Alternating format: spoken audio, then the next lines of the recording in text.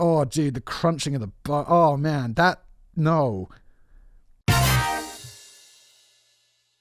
As you can probably tell by the title of this episode, it's going to combine two of the most popular aspects of Brain Blaze history. Epic Blazing and Darwin Awards. Yes, you're welcome, and welcome to the show. Dave writes it, I read it. That's what we do here. Look, whilst I cannot promise that we will not cover any previously covered topics, there are just too many videos for that, I can promise you that we won't be covering any that I have covered before, that's Dave, and that any repeats will at least have my own spin on them. Yeah, look, I've made so many videos by this point that it's like, yeah, I mean, it's gonna be repetitions. It's just how it is. It's what we do. I mean, they repeat content, and yeah, it's creatively bankrupt. Welcome to the show. So with that out of the way, let's get into it. Tough enough. If you are a man, or if you spend any time around one, you will know that it isn't necessarily a good idea to let us become bored. No, God forbid. I mean, God forbid we're left alone with our thoughts for a moment.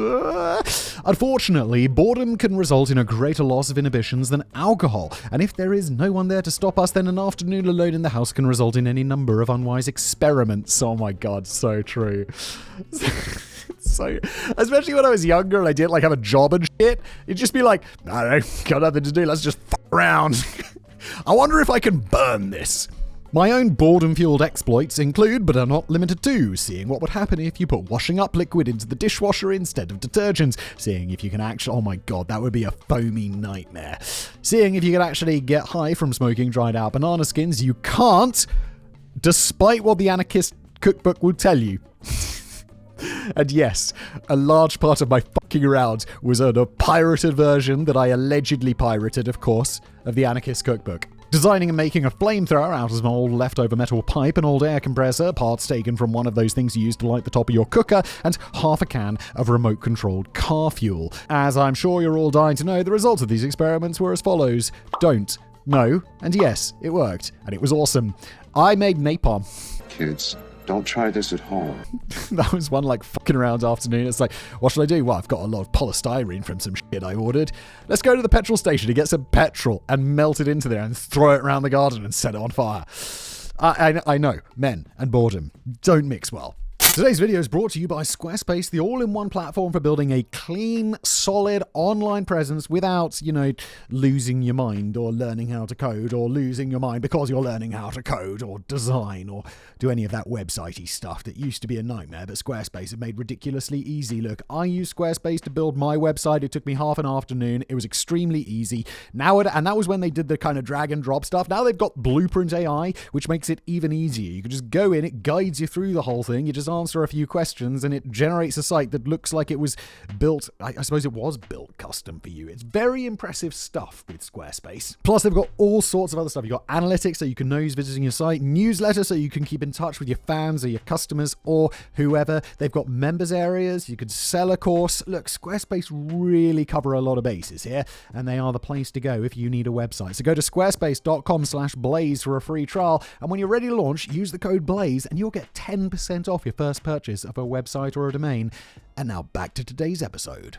Given that each of these investigations was carried out during times when I only had a single day to myself, I shuddered to think what I might be capable of have I had the empty house for an entire week. Hopefully, I wouldn't be as stupid as Darren. And now you might be wondering, well, who the fuck is Darren? Well, Darren was a 33-year-old resident of Glenfield in Leicester in England. On the 31st of August 2006, Darren, who had been attempting to assuage the boredom brought about by his wife going on holiday without him, called up one of his friends for a chat. It's not entirely clear what they talked about, but he didn't appear to be in any distress, either physical or psychological. Imagine the surprise of the friends then when a few minutes later, Darren called the friend back and told them that he needed an ambulance quickly. Bro, Darren, what are you doing? Why would you phone your friends and be like, yo, can you call me an ambulance? Just call a fucking ambulance, Darren. It's 3 numbers, 999, boom, done, easy. Why Darren didn't just call the ambulance himself, great question, has never been adequately explained. Well, that's disappointing. But when the paramedics arrived, they found him unconscious by his front door in a spreading pool of his own blood. Darren, what have you done? Given that there was a blood-stained lock knife nearby, the authorities initially believed the death to be suspicious, as indicated by an article published on BBC News. Now, unfortunately, Darren would succumb to his wounds after being rushed to the hospital, meaning that he would never be able to tell the police the name of his murderer. His wife, though, had a pretty good idea, an idea that would be confirmed by the coroner. How did you stab yourself? And why is a lock knife? According to her, before she left for a holiday, her husband had purchased himself a fancy new jacket. Apparently, although the advertising material made no such claims, Darren was of the opinion that his new apparel was so rugged, hard-wearing, and generally manly, Stabbed himself. Spoilers. that it would probably be stab-proof. Whoa, Darren. I mean, it's a mistake to do that anyway if it's not been advertised, because you're going to ruin a perfectly fine jacket. What are you doing stabbing yourself with the jacket on? Why not put the jacket over a sofa or some shit and then stab that? And then you're just going to have a hole in your jacket and your sofa, but not your body. According to the Darwin Awards website, she had heard him voice this belief on at least one occasion, but she presumably prevented him from finding out through the cunning use of common sense. When she was gone, though, with all the other manly solo pursuits exhausted, he decided that he absolutely must find out.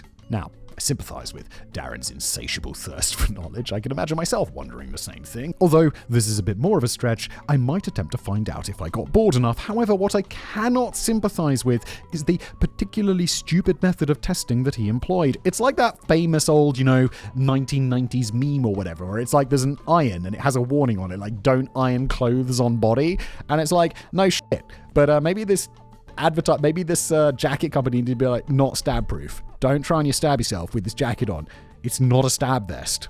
I really like the vest. I got it, yeah. Rather than hanging his jacket over the back of his chair and attempting to stab it with his lock knife, he instead decided to up the stakes a little and put the jacket on. He very quickly realised, after stabbing the jacket as hard as he possibly could, what are you doing, Darren? That it was not, in fact, stab-proof, and his combination of curiosity and stupidity had cost him his life. Before Simon says that he'd never be so stupid as to do anything like this, even though I know Dave is about to be like, yeah, Simon once said this, I'm still going to say I wouldn't be this dumb. Like, I might be dumb, but I'm not that dumb. I would like him to take a look at the hole in his desk and reconsider. Oh, God. Is that because I once drilled a hole in my desk because I bought a drill? I bought a drill, and it came with this giant drill bit. I was like, what the fuck is that for? It's for drilling holes. So I just drilled a hole in my desk, and now there's a hole in my desk. In fact, that's my old desk. I don't even have that desk anymore. Where is that desk? I don't even know. I wouldn't stab myself, though, Dave. Recent reforms. That scared the shit out of me. You got to really dig these in properly. That's better. There's a big hole in my desk now. I think I did that there before. And then I spilt water. You see there's a little mark in the desk there? I'm pretty sure that at some point I stabbed a knife into this and then I spilt water on it. And the cheap, plastic lining that's over this desk opened up, and then the water got into the wood underneath and kind of made it swell, so there's a little bump there. Fascinating, Simon. Let's carry on with today's video, shall we? Can you feel the symmetry? Taking metal to the extreme. Times are hard, and have been for some time now. All over the world, it is becoming more and more likely that any individual may choose to supplement their meager income by running some sort of side hustle. This could be anything from simply picking up a few shifts at the local bar, becoming a delivery driver in your spare time, or driving around from place to place collecting people's scrap metal and weighing it in. People collected scrap metal from my house. There's I think they're made from lead or copper or some shit, but they're you get it's like a windowsill, but outside, like an outside windowsill, like a ledge. I don't know what the fuck it's called. I'm not a builder. But the house that I live in was empty for a while before we moved in. And someone at some point had come around and just anything within reach, they just stripped the metal off. And it's really expensive to replace. So that's fun. The trouble with this last one, however, is that in order to take your scrap metal and weigh it in, you usually have to have a fairly significant amount. You can't just take a bag full of tin cans to your weighing station and walk away with your 30 to 40 pennies. Not only does this lead to occasional aggressive behavior among scrap metal merchants, but it can also lead to people taking away metal that doesn't strictly belong to them, like those fuckers who stole my outside windowsills. Not so long ago, a friend of mine was having a new central heating system fitted and was awaiting the delivery of 6 or 7 radiators. There's another thing. I had we replaced the central heating system in our house, and apparently new radiators, I guess, are more efficient than old radiators. We had a fuckload of radiators just sitting on our driveway for ages. We had many people come around and ask, can I have those radiators? And I don't know what happened to them, but eventually they went away. Maybe someone did come and get them. Inconveniently, his child decided that this was the day she was going to split her head open at school, and he had to leave his home for a short while in order to collect her. Whilst he was away, his radiators were, of course, delivered, and after speaking with my friend over his video doorbell system, the delivery guy left the radiators stacked neatly along the front wall in his garden. Imagine my friend's surprise when he returned home to find his front garden completely devoid of radiators, or indeed any metal at all. Someone has stolen your radiators. Is really scrap metal the best thing? Can't you sell them on eBay or something? I don't know, where do people sell stolen shit? It's got to be eBay, right? Apparently a guy had knocked on his door a few days prior, asking if he had any scrap metal to take away. Although he didn't at the time, he did tell the guy to come back later because he would have an old boiler, pipes, etc., and he would be more than happy for them to be taken away. In the half hour between the delivery and my friend arriving home, the scrap metal man had taken everything. Although his security cameras captured the entire incident, he was never able to track the bloke down. Also, it's just been a misunderstanding. He's come back and be like, oh wow, that's awesome. I mean, you must have ordered the wrong radiators or something, but I'll take them away, shit. Of course, this was in the UK. Apparently, scrap metal collectors in Vietnam are, shall we say, a little bit more reckless. Okay, it's a bit like we changed the topic a little bit, but okay. In March of 2006, near the city of Hanoi, 3 enterprising young gentlemen discovered a rather large bomb left over from the war, I assume the Vietnam War, on the top of a hill. That escalated quickly. Bro, don't be touching... Look, if something looks like a bomb or hospital equipment, don't take it, because it's probably explosive and or radioactive. And if it's a bomb that's radioactive, well, then you're extra fucked, aren't you? Don't touch it. Given the device weighed about 500 pounds, that's 230 kilograms for the mathematically enlightened, and had been there for some 30 years, the 3 men decided both that it was probably safe and that nobody else would want it. Dude, the Vietnam War was a long time ago, but it wasn't that long ago. I remember when I lived in London, sometimes there'd be areas of the city where they just evacuate. I think it happened twice. It was like, they just cleared like a block because during some construction, they found like a bomb left over from the Second World War, and they're like, yeah, I mean, it can still blow up. So they have to get the people in to specially handle bombs and stuff.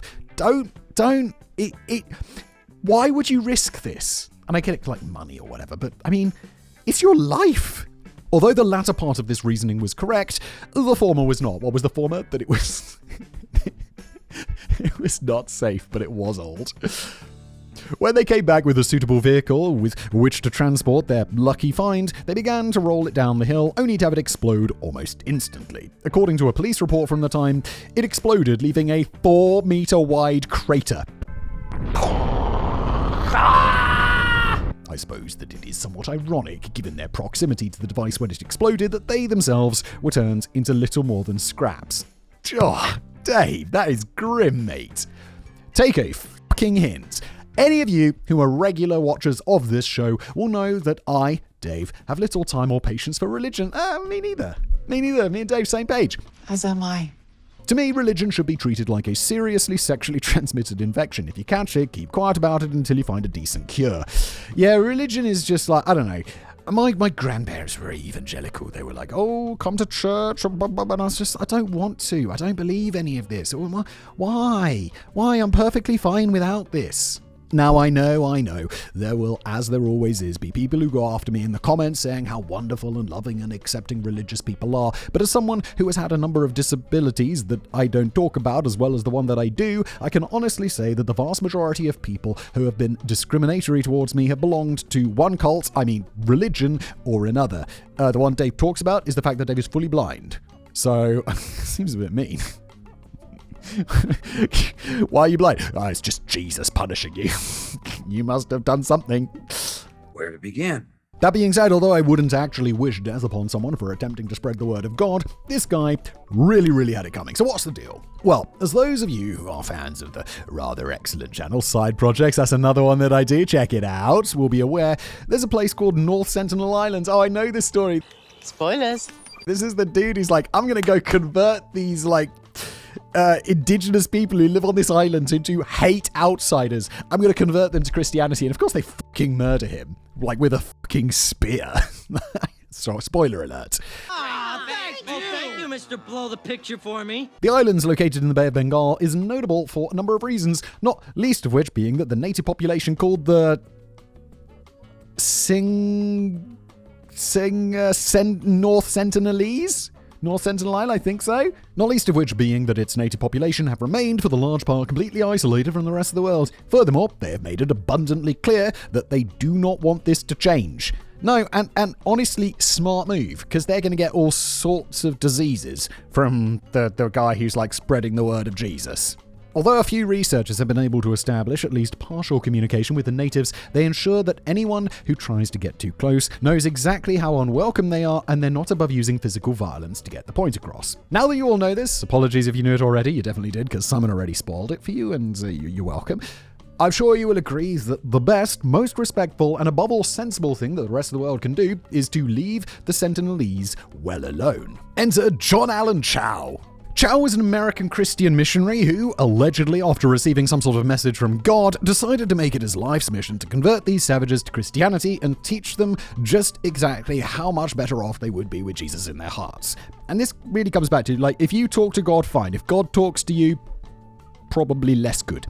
Although the island is irregularly patrolled by the Indian Navy to help ensure that nobody fucks around and finds out, Chow was able to pay some fishermen to take him there anyway under the cover of darkness. In his recovered notes he wrote, "The Milky Way was above, and God himself was shielding us from the Coast Guard and Navy patrols."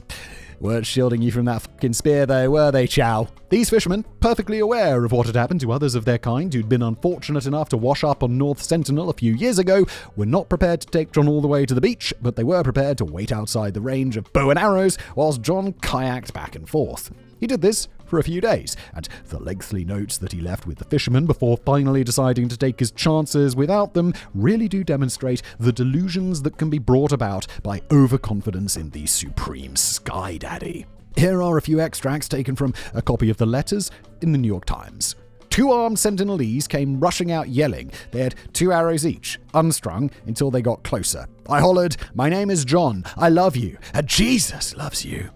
Not being impressed with this, or the fish he had brought them, they chased him back to his kayak and he paddled away. The thing is, no challenge set up by God is ever easy, so John tried again and again and again with similar, increasingly hostile results. In one passage he writes, quoting again, "A boy shot an arrow directly into my Bible, which I was holding," before going on to ask God if the island was Satan's lost stronghold. Bruh, Chow seems a little bit delusional.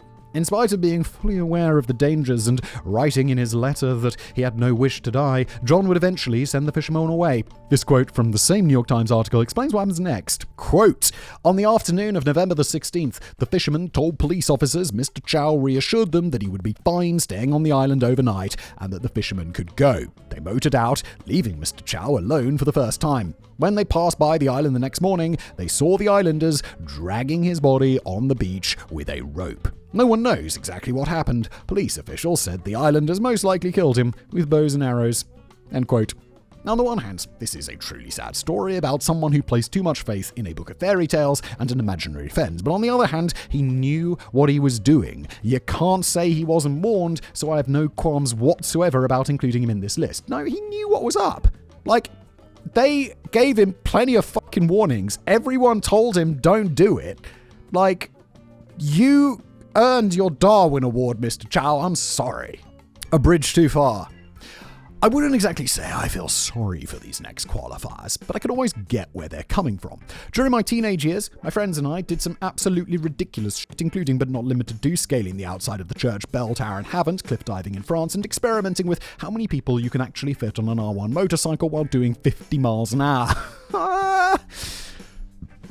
Oh my god, it's like, yeah, sort of crazy shit that I did when I was a teenager is like, agreed.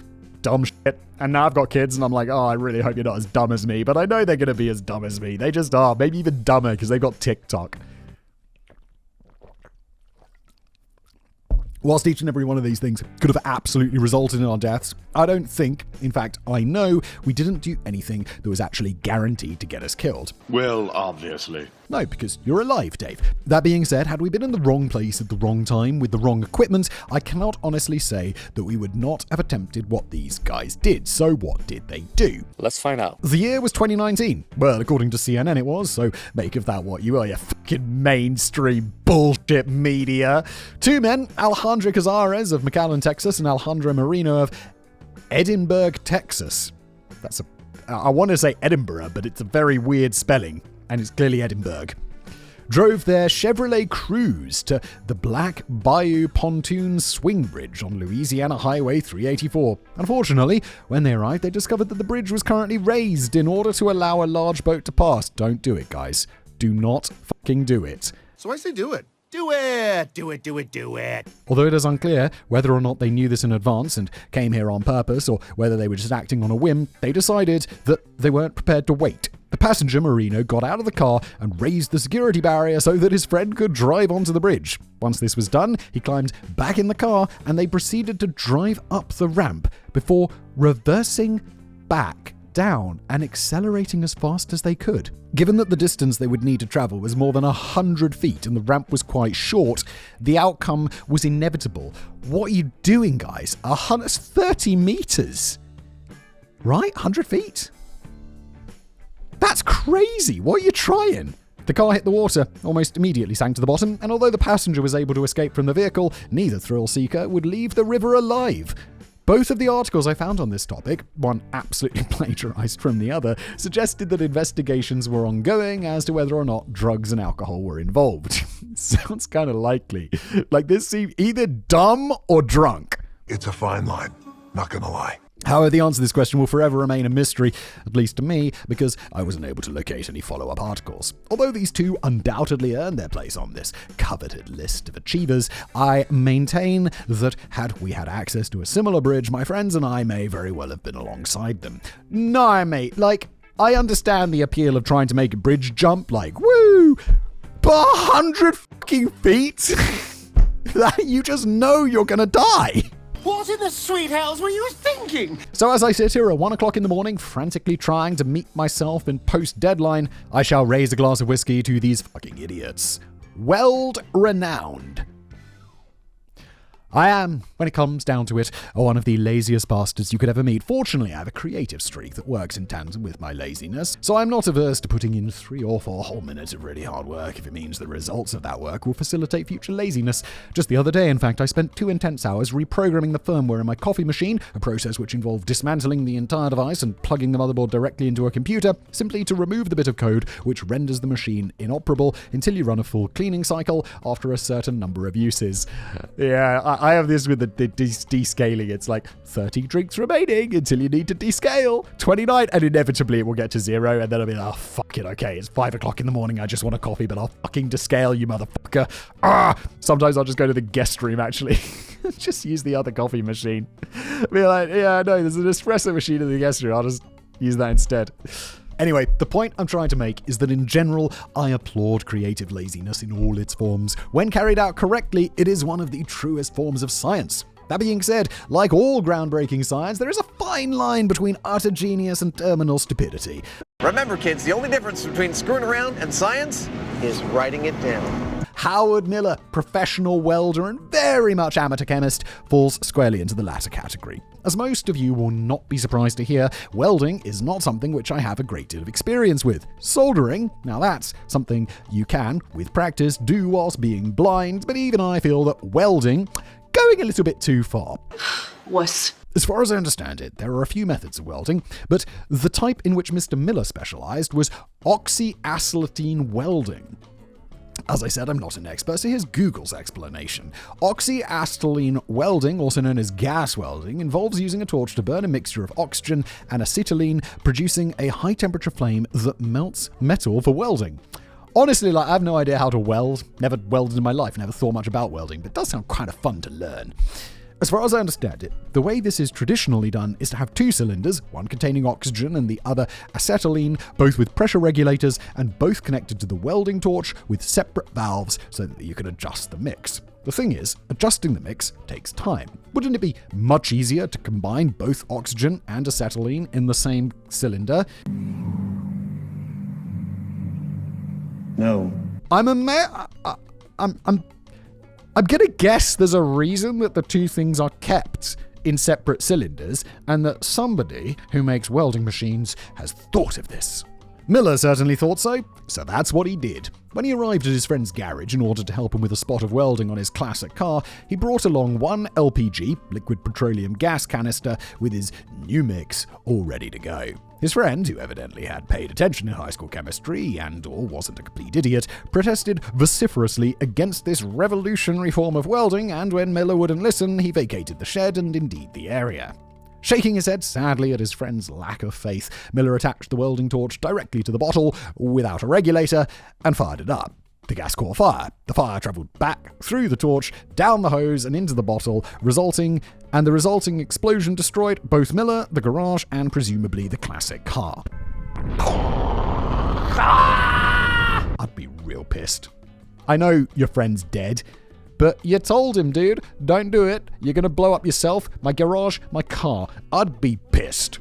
The car's owner, who had evidently not stopped running since he found out what Miller had planned, would later tell a local news outlet that the explosion had been so powerful that many of his neighbors suffered broken windows. Sometimes, as much as it pains me to say this, laziness really is not the answer. Royally stupid. Almost everyone has done at least one stupid thing while trying to impress a member of the opposite sex. My own brother, who used to be a roofer, once spotted an enchanting young lady from his elevated workplace, and in order that he might keep her in his sights for a few extra seconds, accidentally stepped off the edge and landed in a skip several meters below. He's not impressing her, he's just perving. Hilarious as the story is, it does in fact have a happy ending for him. That enchanting young lady is now my wife! No way. Oh, sorry, his wife. Oh. I'd be like, if it's your wife, I'd be like, that's not a happy ending. And my sister-in-law, wow, holy shit, really? Sadly, lecherous pursuits do not always work out so well for their participants, and Louis III of France is perhaps the best example of this. Is this some sort of peasant joke that I'm too rich to understand? As the story goes, the king was out one day enjoying a little horse riding when he spotted the most beautiful lady he'd ever seen. Obviously, being the king and all, he had to have her, so he set off in pursuit so that he might regale her with pretentious French poetry, allegedly. Tragically, much like my brother several hundred years later, so focused was he on his carnal desires that he wasn't paying attention to anything else, and when his horse galloped through a low archway, he forgot to duck his head. The resultant impact threw him from his horse with such violence that it would ultimately kill him. The ultimate warning against letting the wrong head do the thinking. Mental problem. You don't have to look too hard online to find people who claim to be able to do all sorts of impossible shit. Ever since I posted a clip of Simon's famous scam song on Facebook advert for psychic readings, my newsfeed is full of this stuff. Scam, scam, scam, scam, scam, scam, scam, scam, scam, it's a scam. Ever since I posted a clip of Simon's famous scam song. Scam? Oh my god, it's been a minute, Dave. You're pulling deep from the archives of lore today, Dave. The thing is, though, and I can't stress this enough, is all bollocks. Nobody can read your mind. Nobody can move or otherwise interact with physical items through the power of thought. Nobody can communicate with dead people, and those who pretend that they can in order to part gullible, grieving individuals from their hard-earned cash should be sent to the fucking gulag. Obviously, people who use cold reading and other such techniques as part of a stage performance are a little different, because it is usually self-evident that the entire thing is staged and the audience are well aware that there's no actual magic taking place, I hope. Yeah, watching a magician, they're not trying to trick you. They're not trying to, con you out of your money by doing, mediums and shit are just grifting shitty magicians. They're magicians who couldn't quite make it in the regular magician career, so they just decided to become fucking grifters instead. Not allegedly, that's a fact. From time to time, though, a different problem arises. Individuals become so wrapped up in their own bullshit that they actually start to believe they have magical powers, and this can become, shall we say, slightly problematic. Allow me to introduce you to E. Frankel. Frankel believed, among other things, that he had the power to stop vehicles simply by concentrating really hard. How about you do that from the bridge over the motorway rather than on the motorway itself, Frankel, because I think we all know where this is going. He put it a little bit more poetically than that, though, quote, "In extraordinary conditions of a direct threat to my organism, all my reserves will be called into action." Oh, so he actually needs to be on the highway because he needs to be in imminent threat of something happening? You deserve to get hit by the car. I'm sorry you do. So what evidence did he have to back up this somewhat extraordinary claim? Well, it's quite simple. When Frankel stepped out into the road in front of a cyclist, a motorcyclist, or even a car, it would stop. Well, yeah, generally, like, if someone steps out into the road and be like, you're a fucking idiot, but I'm going to stop. I'm not just going to, like, plow straight through. I mean, unless I'm on my mobile phone at that point, in which case I will. It wasn't just down to the rider or driver, though. It was specifically down to the way he lowered his head, raised his arms, and concentrated. Understandably, people were somewhat skeptical of Frankel's claims, apparently saying things like, of course they stop, you fucking idiot. They're not just going to run you over, are they? In order that he might silence the haters, Frankel decided that he would really put himself to the test. This time, he would show them. This time, there would be no doubt. In September 1989, somewhere in the USSR, Frankel stepped in front of a freight train, bowed his head, and raised his arms. Oh my dearie dear, you are getting turned to a red mist. The engineer saw him and applied the emergency brake, but it was of course too late. Frankel was killed instantly. Not only is he entitled to his Darwin Award, but I feel that we should come up with a sort of special extra arsehole award that he can have as well. It's one thing to quietly, without fuss, remove yourself from the gene pool, but when your stupidity traumatizes others, then you really have taken it too far. Yeah, it's fucking selfish. People who jump off bridges into traffic, jump in front of underground trains, jump in front of trains in general. It's really selfish, because the person who's driving that train is they're gonna have that scarred into their mind for the rest of their lives.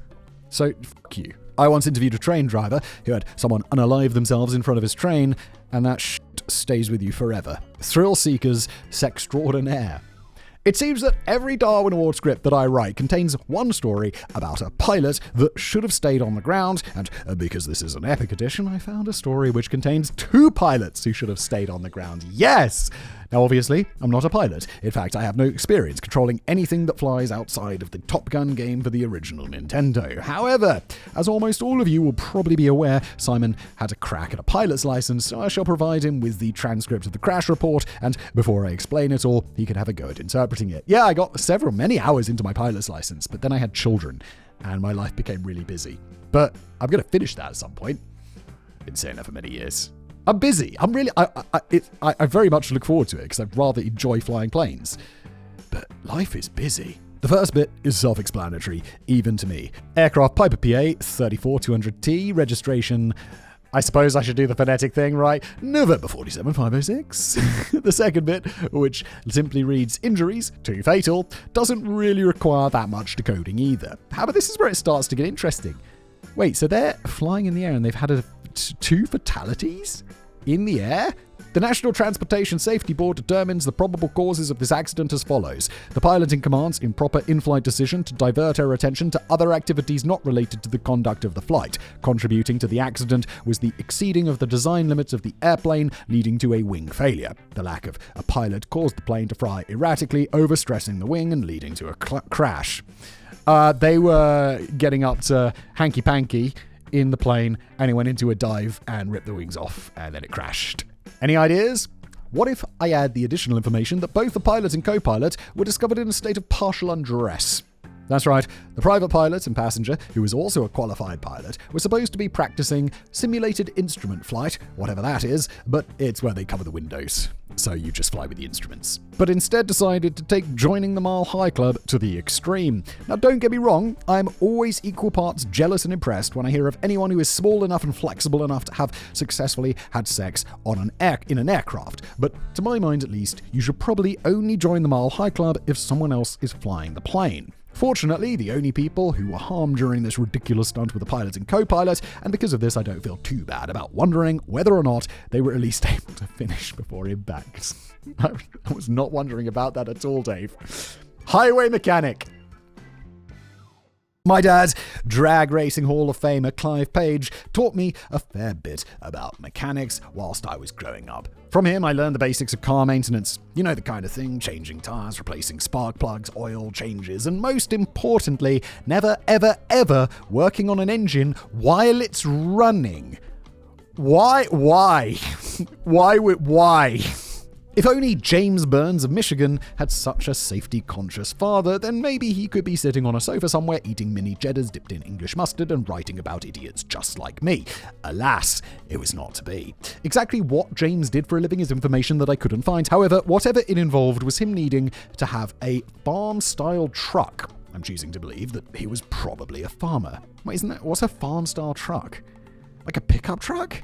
One day, whilst driving around in said truck, James noticed that it was making a rather unusual noise. When he endeavoured to investigate this anomaly, he discovered that it only happened whilst he was driving, not whilst the engine was simply idling at the side of the road. Obviously, this left James with only one logical course of action. After engaging the services of an unnamed friend to drive the truck down the highway, I am so lost for words. He proceeded to hang underneath it in order to discover what the mysterious sound could be. What are you doing? What could possibly go wrong? Well, many things could go wrong. In this case, though, the thing that went wrong was James had decided to wear loose, baggy clothing during his fault-finding mission. As the truck travelled down the highway, some of this clothing became caught in the drive shaft. Oh, God, he gets caught up in there. Oh, God. That's gross. The friend discovered his mangled remains when he pulled over to the side of the road, presumably after the unusual noise became louder and more human. Oh, dude, the crunching of the oh, man, no. I know I've tried to include some sort of witty response at the end of most of these, but for this entry, I have no words. Jesus Christ, me neither. That is fully grim. Time at the bar. As a publican in the United Kingdom, it would have been exceptionally unprofessional of me to condone competitive drinking. In fact, it would have been illegal for me to do so. Oh, I didn't know that. Interestingly, contained within the various rules you must learn in order to obtain an alcohol license, the license required to sell alcohol to members of the public or employ others to do so on your behalf, you'll find a law which clearly states that it is illegal to sell alcohol to a drunk person. Oh my God. Define drunk. Given that it is also illegal for a premises to promote irresponsible drinking, the very existence of something like a happy hour could theoretically place your license under threat. That being said, during my very few days away from my own pub, I shamelessly placed other people's licenses under terrible strain. Perhaps the most notable occurrence of this was during a visit to my favourite hotel on the Isle of Wight, when during an 8.5-hour drinking session, I consumed, without being sick, 27 pints of Thatcher's Gold Cider. Dave, that is insane. In 8.5 hours, not just the alcohol, but the number of calories in there, my dude. Holy shit. As far as I know, this record has never been beaten until the hotel appeared on the British TV show The Hotel Inspector with a plaque bearing my name, and its achievement was affixed to the wall above the fruit machine. Although I'm still secretly a little proud of this achievement, even if I tell my wife I'm not, had Alan, 33-year-old computer technician from Sydney, Australia, visited the hotel, he would have made me look like that great auntie everyone has who has a small glass of champagne on Christmas Day before falling asleep until New Year's. Alan could drink.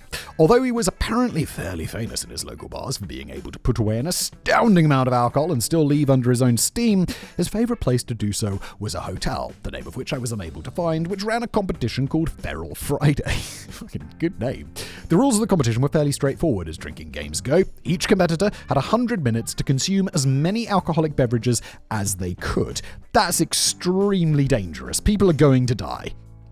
Oh wait, this dude's gonna die. This is a Darwin Awards episode. Now, as everybody knows, not all alcoholic beverages are created equal, so to allow for this, different strengths of drink would net you different numbers of points. A pint of beer would get you 1 point, a glass of wine, 3 points. Whoa, over the wine. Shit, you're gonna get more points for that, alcohol-wise. And so on and so forth, right up to a large glass of whiskey, the highest strength drink available and worth a staggering 8 points. No, I wasn't there, so I can't personally verify his alleged total, but the Darwin Awards website had listed it as confirmed true, and I was able to find a separate article which made similar, if not identical, claims. It is alleged that after the 100 minutes were up, Alan had amassed a total score of 236. For those of you interested, this was achieved by drinking 34 pints of beer, 4 large whiskies, and 17 shots of tequila. That is insane. In basically an hour and a half. In my professional opinion, this seems unlikely. The most beer I've personally witnessed someone consume over that time period, absolutely not in my own pub because that would be both irresponsible and illegal, was 18.5 pints, and the guy who did it was a freak of nature. He stood just over 7 feet tall and claimed to weigh about 400 pounds. That is a big boy. The only thing that leads me to believe this may have been even slightly possible is that Alan apparently vomited copiously both during and after the competition. Wait, if you vomit, does it count? I feel like then it doesn't count. Although he dwarfed the hotel's former highest score, it would be the last competition that he would ever participate in. After returning home to sleep it off, he was found dead the next morning. I mean, does that shock people? Even after all of the aforementioned vomiting, he succumbed to alcohol poisoning. I don't know what the alcohol laws are like in Australia, perhaps somebody can enlighten me in the comments, but apparently the hotel got in quite a lot of trouble for allowing this. Approximately $13,000 worth of trouble to be precise. Given that in the UK, I believe you could receive a £10,000 fine for serving an underage customer, I'd say they got off fairly lightly. £10,000 for serving someone underage? Wow, holy shit, that's really heavy. Holy shit. I put a lot of pubs in risk of fines when I was a kid. Time to mix things up a little bit. It is... Just in your own time. As has been noted several times in similar episodes, Darwin Awards are predominantly awarded to men. However, women are by no means excluded from taking home this prestigious award, so I thought it only fair to dedicate a section of the script entirely to the ladies. Yeah, I mean, it's just like... Simon, you're so woke. Why don't you stand up for men, Simon? It's like, men are more stupid. We just are. We're going to take more risks. It's just like in our fucking bones, dude. Like, we just are. Runaway selfie. Nitzia Mendoza Corral, 18, and Clarissa Morquecho Miranda, 17, were enjoying a relaxing day at the races. The horse racing meet in question was held alongside a private airstrip in Chihuahua, located in the northwest of Mexico. As the event drew to a close, as young people seemed to insist on doing, they decided to capture the perfect selfie in order that they might post it online and prove to all their friends that they were capable of going outside and enjoying themselves.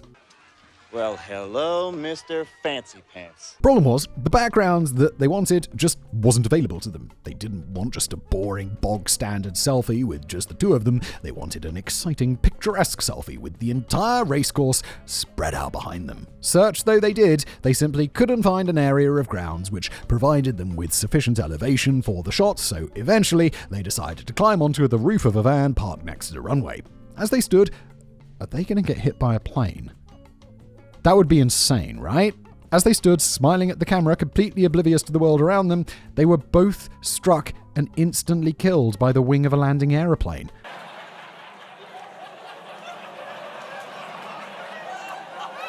According to an article in Mexico's El Diario de Chihuahua, Carlos Huerta, a spokesman for the state prosecutor's office, said they didn't notice a plane was landing because they were in a noisy environment. One of the aircraft's wings struck the girls in their heads, causing their immediate deaths. I have a question. This feels just sad. They didn't know. As previously noted, I'm by no means an aviation expert, but I've been to a few airfields in my time and have observed that planes are quite loud. Being so dedicated to the perfect photo that you didn't hear one coming is quite frankly rather impressive. Or depressing, I can't make up my mind. It's depressing, this is just sad. These were just kids doing something a little bit dumb and then they died.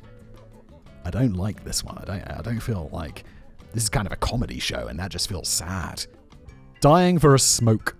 As a currently former smoker myself, I fully appreciate the length that a desperate nicotine addict will go to in order to get a fix. In fact, one of the core memories from my childhood comes from the actions my father took in pursuit of just such a fix. At some point during the mid-90s, not long after my parents had separated, my dad took me and my two brothers to Disneyland Paris. This being the first time we had gone on holiday with just him, he was perhaps a little nervous, and being stuck in a non-smoking hotel room in Dover with us overnight probably didn't help. Struggling to sleep, desperate for a cigarette, but absolutely not prepared to leave his 3 young children sleeping unattended while he went outside, he hit upon what he believed to be the ultimate solution. What if, he thought, he briefly disconnected the smoke detector in the room, opened the window as far as possible, and had a crafty one.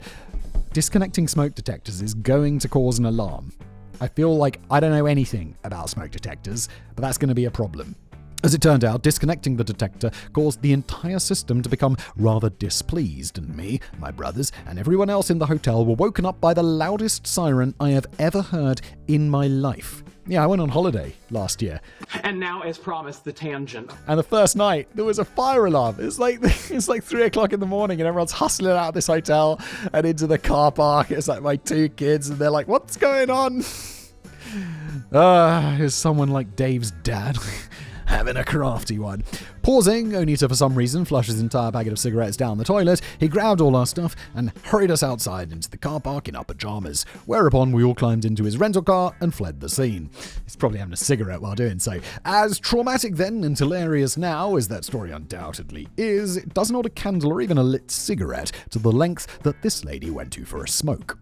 Hospital visits can be stressful, and in spite of the scorn that is likely to be poured onto you for doing so, it's not uncommon for patients to sneak outside for a crafty cigarette. This is exactly what a 71-year-old wheelchair-bound, oxygen mask-wearing lady being treated at St. Sixtus Hospital in Germany chose to do. I get the feeling the oxygen mask is not going to mix brilliantly with the cigarette, given that oxygen is extremely flammable. Now, I'm not here to judge. If I had smoked all my life and reached the age of 71, I probably wouldn't give up either. What I probably would do, however, is remove any oxygen-emitting equipment before I went outside and lit up. She didn't do this. According to an article from a German newspaper, which I translated with ChatGPT, a police spokesman said, at around 8:45 a.m., her ventilator caught fire, the flames spread to her wheelchair, and then to her. Oh, dude, getting burned alive. Ooh. Nurses and witnesses tried to smother the flames with blankets, and the fire department was called to the scene. The woman suffered life-threatening burns and was flown by a rescue helicopter to a specialized clinic in Bochum. There, she succumbed to third-degree burn injuries. End quote. I suppose at least she really did go out doing what she loved. Smoking. Oh, God, smoke, no. Smoking! Dave, it's a poor old lady you burned to death. Ah. Dave. Geocaching isn't worth it. This entry is technically a multiple award, but one of the participants was female, so I'm going to include it. I personally think that geocaching is weird. My friend James was that's where you go looking for shit that people are hiding around the world, right? My friend James was really into it back in the day, and I went on a few hunts with him. The most interesting thing we found was a bag of bottle tops, so the next time he went out, I went to the pub instead. For those of you who are unaware of this rather bizarre game, geocaching involves random people hiding things in weird places and registering those places on an app. Then people go to those places and swap the things for other things, and so the game continues. As far as I understand it, the locations are rated in accordance with their difficulty to reach. For example, something hidden behind the bin on the high street would get a lower rating than something you have to climb a mountain to find. Do you think someone who's climbed Everest has geocached the top of Everest? That'd be kind of cool, to be honest. On the 9th of June 2018, some intrepid geocachers, 3 male, 1 female, set out to find something interesting in Prague, Czech Republic. Hello, that's where I live! Given that Simon has a fair amount of experience with the city, perhaps he can tell us a little bit more about their intended location. Okay. Apparently there is a place called Matolsky Brook. I don't know it, and although I do not going to tell you where I live. So close. If you follow this brook, it brings you to a series of drainage tunnels that, when the weather is good, allow for some fascinating exploration. I don't know it, but this sounds kind of fun.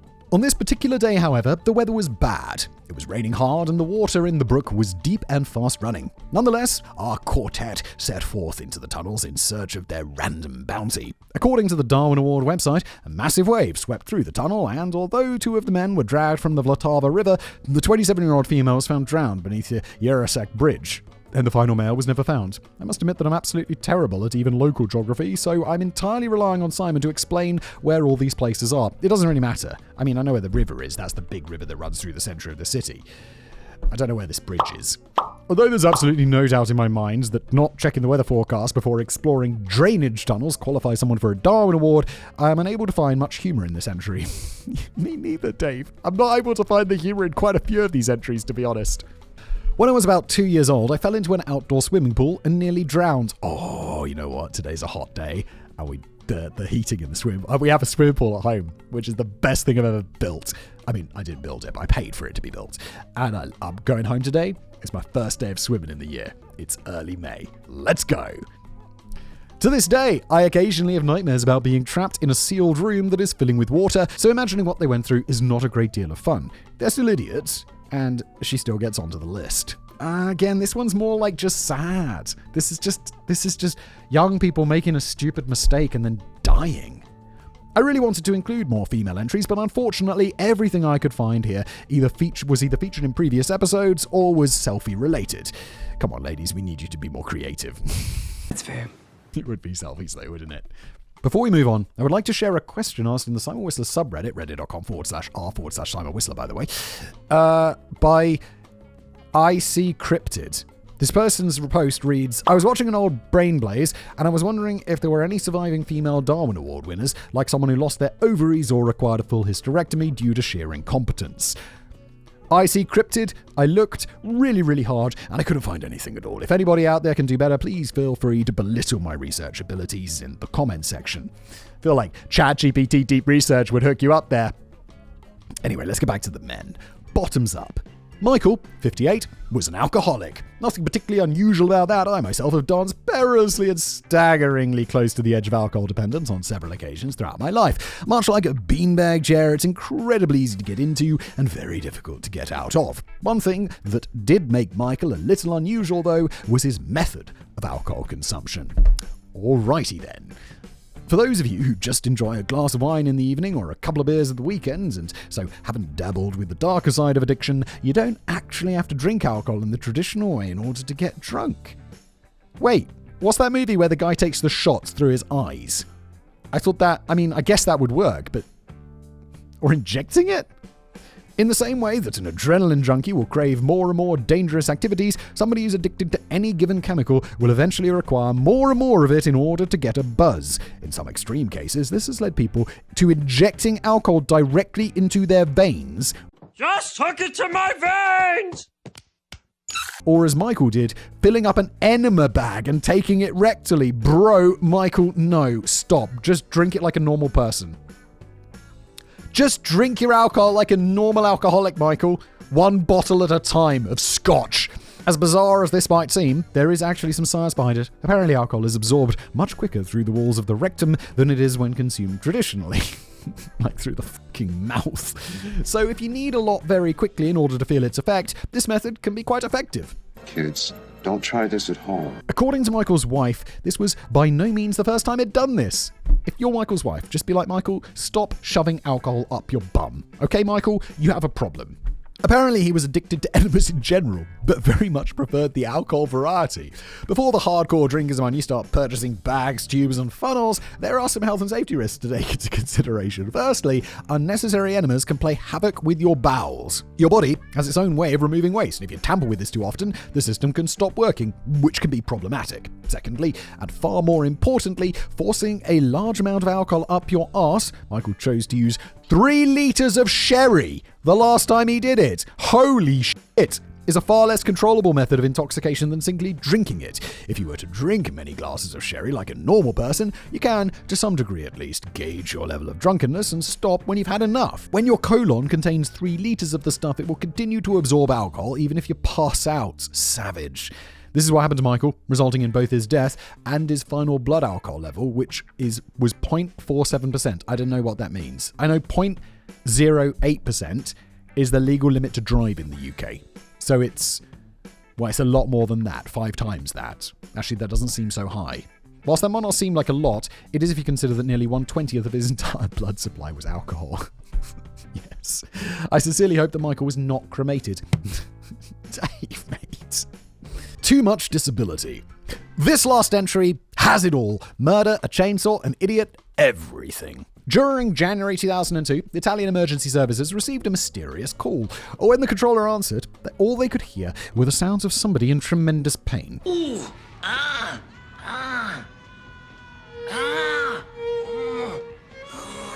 Shortly, those sounds stopped, and by the time paramedics arrived on the scene, it was too late. By the side of the road, they found the body of Andreas, 23, who had very clearly had his leg partially cut off with a chainsaw. Obviously, the police were immediately contacted, but initially struggled to find a motive. A chainsaw, an attacker, anything at all, really. None of the deceased family members could think of anybody who would want to do this to him. It was, in short, a mystery. He did this to himself. Spoilers. Eventually, though, the police did discover something. Over the last few months, Andreas had taken out a number of insurance policies that would guarantee him approximately $1 million if he were, for some reason, to become permanently injured. As I mentioned way back at the beginning, I'm incredibly lazy, but even I don't think I could attempt to cut off my leg with a chainsaw in order to never work again. As it turns out, neither could Andreas. Instead, presumably for a share of the profits, he convinced his cousin to do it for him. Oh my good lord. Absolutely convinced that his own knowledge of first aid would allow him to staunch the bleeding until help arrived, Andreas allowed his cousin to saw through his leg just below the knee. Once this was done, the cousin fled the scene, threw the chainsaw into a nearby lake, and attempted to leave the country. What is happening? This is so fucking half-baked. Sadly for Andreas, he was wrong. The chainsaw had cut through a major artery. No fucking shit. And try as he might, he was unable to slow the bleeding enough. The cousin was eventually located and apparently charged with murder. The thing is, and I've been thinking about this whilst writing it up, I'm not convinced that $1 million would be enough. The guy was only 23. If he was planning to live off that money for the rest of his life, then surely he would need more. Yeah, $1 million ain't what it used to be. Especially if we consider that he probably would have to pay off his cousin as well. So what do you think, Simon? Comment section. Would you let somebody hack through your shin bone and chainsaw for the potential payout of $1 million? Fucking no! I don't know how many millions of dollars it would have to be, but it would have to be a fuckload more than one. Alright? And that, ladies and gentlemen, brings us to the end of this epic catalogue of stupidity. This is by far the longest episode of Brain Blaze that I've ever written. And I really enjoyed the opportunity to expand things. Hopefully you all enjoyed it as well, because I have a similarly lengthy script idea for the most bizarre crimes ever committed that I want Simon to get on board with. I think that one is actually written. I think it's maybe even next in my recording queue, Dave. Yay! And scene.